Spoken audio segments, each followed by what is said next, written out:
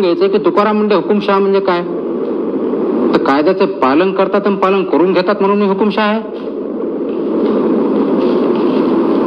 लोकांचं हित कशाचं आहे, पब्लिक इंटरेस्ट कोणता आहे त्याला प्राधान्य देतात, फक्त इंडिव्हिज्युअल इंटरेस्टला प्राधान्य देत नाही म्हणून मी हुकुमशहा आहे.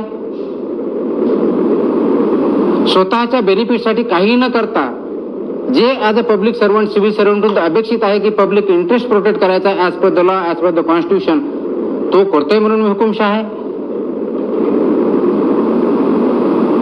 आपण ज्यावेळेस काम करतो ज्यावेळेस कमीत कमी फायनान्शियल नॉर्म्स, प्रुडन्स म्हणतो, कॅनॉन्स ऑफ फायनान्शियल प्रोप्रायटी, ते पालन करू, कमीत कमी खर्चामध्ये जास्तीत जास्त काम कसं करून घेता येईल, क्वालिटी कसं करता येईल, हे म्हणजे हुकुमशहा आहे.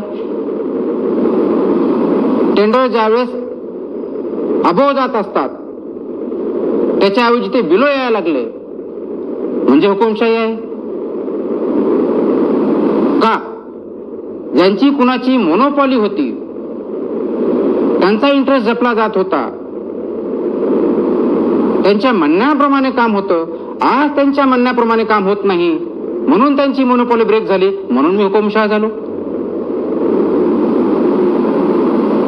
त्याच्यामुळे ज्यांनी माझ्यावरती हा आरोप करायचे त्यांनी हे विचार केला पाहिजे हुकुमशाही पद्धत म्हणजे काय.